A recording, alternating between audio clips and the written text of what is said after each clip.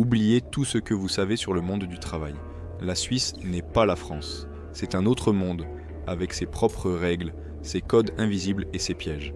Si vous arrivez ici avec une mentalité de terrain conquis, en pensant que c'est pareil mais avec un meilleur salaire, je vous garantis que vous allez vous faire sortir avant la fin de votre période d'essai. Les patrons suisses détestent l'arrogance et l'approximation. Ils cherchent la précision, l'humilité et la fiabilité.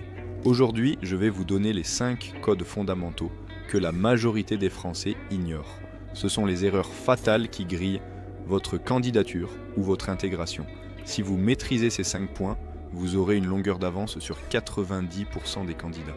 Et restez bien jusqu'à la fin, car une fois le contrat signé, il y a une action immédiate à faire pour ne pas perdre 10% de votre nouveau salaire. C'est parti. Première erreur fatale. Envoyer un CV à la française. En France, on aime les CV synthétiques d'une page très design.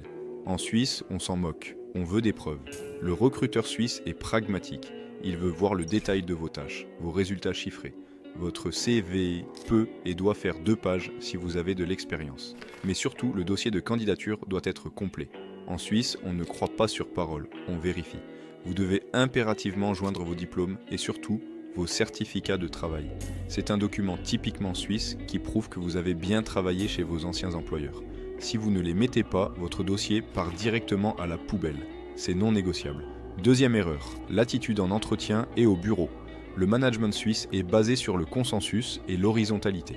Le français a souvent la réputation d'être une grande gueule, de couper la parole et de vouloir tout révolutionner dès le premier jour. C'est le meilleur moyen de se faire détester. En Suisse, on écoute avant de parler. On observe. La ponctualité n'est pas une option, c'est une religion. Arriver 5 minutes en retard à un entretien, c'est quasiment éliminatoire. Soyez humble, soyez précis et ne critiquez jamais vos anciens employeurs. La discrétion est une vertu cardinale ici. Troisième erreur, la négociation salariale. C'est le piège mathématique classique. Ne parlez jamais, jamais en salaire mensuel net. Pourquoi ? Parce qu'en Suisse, les impôts sont prélevés à la source pour les étrangers et les charges sociales varient. De plus, beaucoup d'entreprises perdent sur 13 mois.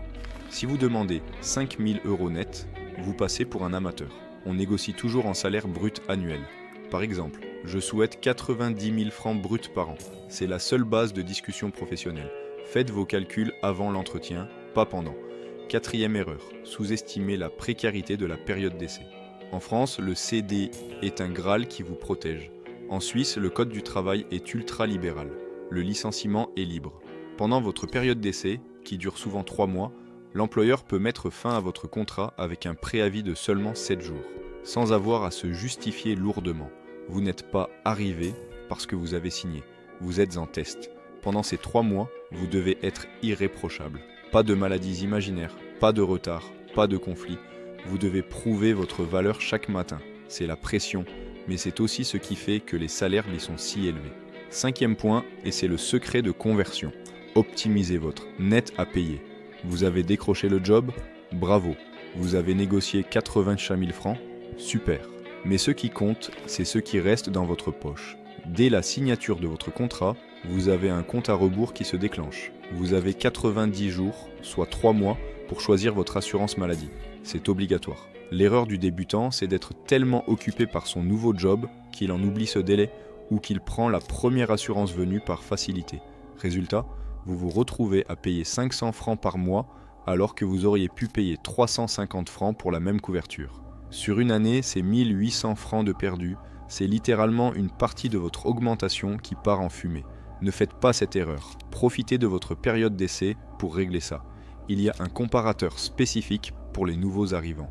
Il vous permet de trouver l'offre la moins chère de votre canton en quelques secondes et de souscrire aux bonnes complémentaires avant qu'il ne soit trop tard.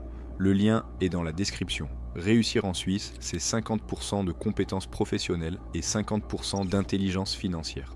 Ne gâchez pas votre expatriation avec des erreurs de débutants. À bientôt